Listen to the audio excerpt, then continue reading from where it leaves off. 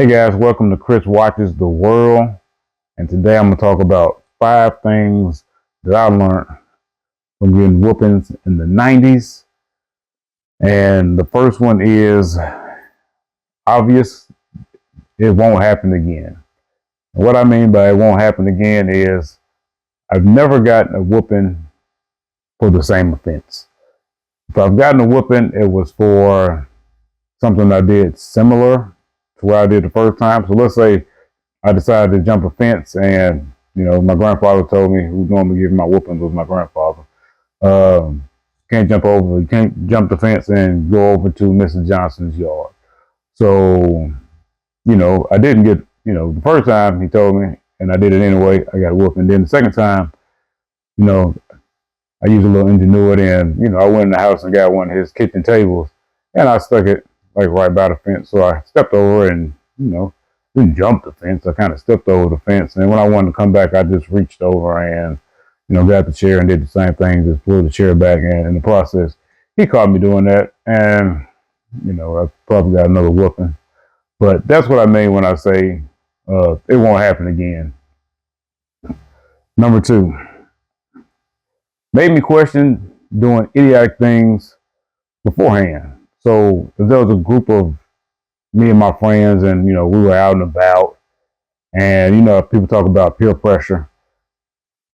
So if my friends did something that was very questionable, that I knew that we could possibly get in trouble with, I was like, do I really want to go see my granddaddy for something like this? Let's just say we was all riding bikes. Bikes was a big thing back in the 90s. So I know I'm not supposed to go over to the next neighborhood, but I'm gonna ride over anyway. And typically, it wasn't a small town, but everybody knew everybody. So if I was over there, word would eventually get around that, hey, I saw your grandson over here ride bikes the other day, and oh really? And I, what I'm saying, now, let how big I would say, let the beatings begin.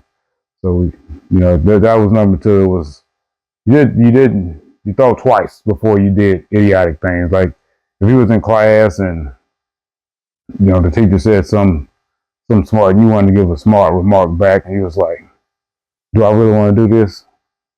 In fact, growing up as a little kid, you did not want to see, I'd rather somebody call my mom and be like, hey, I'm about to call your granddad. Oh, no, I'm going to sit back right. If I was acting the fool, oh no, I'm going to sit. I'll be good. I'll be good. We good. Yes, ma'am. No, sir. Stuff like that. All right, number 3. News travels fast. This almost goes into what I was saying in number 2, is we wasn't in a small town, but news travels very fast, despite not having cell phones. I remember this one time when I was a kid, we was at the grocery store, and me and my brother, we was just wreaking havoc. We was running around, so we was knocking stuff off the shelves. Mama couldn't do nothing with us. She was like, I'm gonna tell you granddad, what I'm saying? We didn't care. We was just young, I guess. But what's funny is, so we was headed back to the house, and the grocery store was maybe, I don't know, 10 minutes away from my grandmother's house. And we're pulling into the driveway, and my grandfather is already there. And I'm thinking, man, who? Ain't no way he know. So I'm sitting in the car, just hoping my mama don't tell him, like, oh man, I'm trying to be good right now. So maybe she forget we was just wreaking havoc at the grocery store. So then, like I said, I go in, we walk into the house, and my grandfather already has a belt in his hand. And he was like, come on to the back. And I'm thinking to myself, first off, how do you feel? I later found out that my mom said that somebody from the grocery store called my grandfather while I was out there wreaking havoc because they know who we were. So, my first question was, how did you, first of all, beat us home? Because he was like 20 minutes away from, his house. So, and on top of that, not only was he 20 minutes away, we were 10 minutes away. And we had just left. Like, man, first of all, how did you beat us here? But anyway, it was, I still remember that whooping. It wasn't, if we can do that again. I somewhat behaved when we visited the next grocery store for the next, I don't know, 20 years. But that was number three, news travel fast. Number four was that I preferred the belt over the switch. Like, I don't know if that makes sense to y'all, but let me give you some context. So typically when I got whooping with my belt, with a belt, it was on my behind. Like I got whooped on the butt. Like I say, you know what I'm saying? You got glutes back there. It kind of soaked up a lot of it. So it was like, I'd rather get hit on my butt. But typically when I got whoopings with a switch, it was on my bare legs. For some reason, anytime I had to go out there and pick my own switch, was another, dilemma. Now I got to go out here and pick my own switch to get my whooping. Do I pick a small switch? Do I pick a big switch? Do I get a medium switch? So now I'm thinking, I don't know what kind of mood is the whooper in today? Like, what kind of mood do I feel like I can kind of ease my way out of it with my grandma?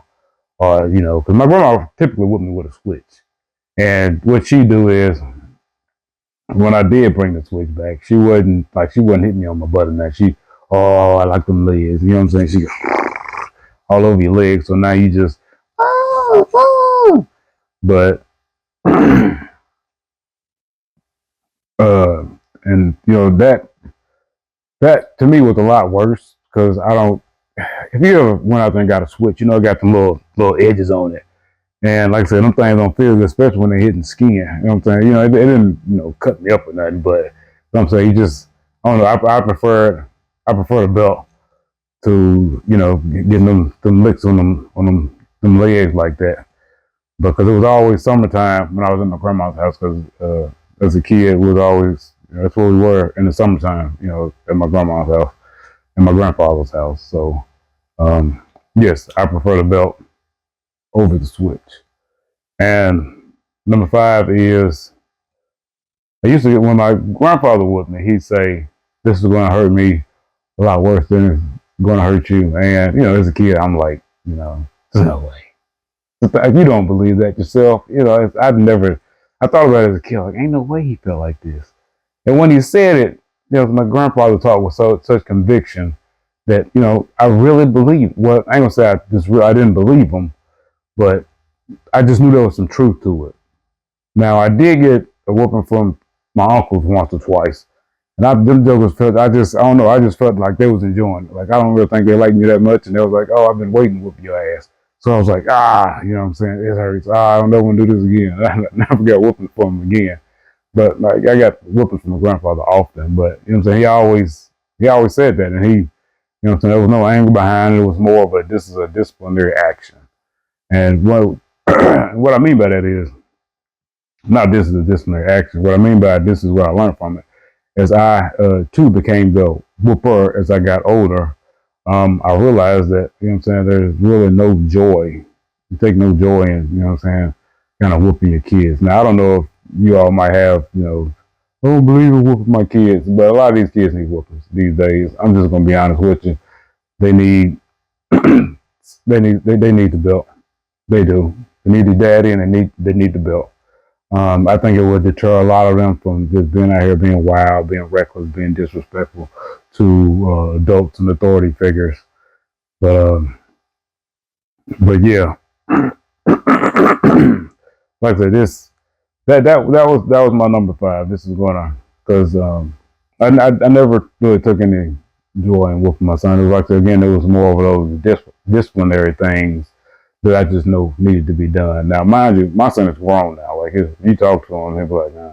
I mean, he's fine. Like, see, there's no underlying trauma or, oh, he didn't die. Now I will say, I whooped my daughter one time. Like, and I gave her a couple licks. And I think it was more traumatic for me than it was for her, because I went in there, I cried like a baby. And that was the only whooping she'd ever gotten in this lifetime. Again, like I said, I didn't hit her hard. It was just, you know what I'm saying?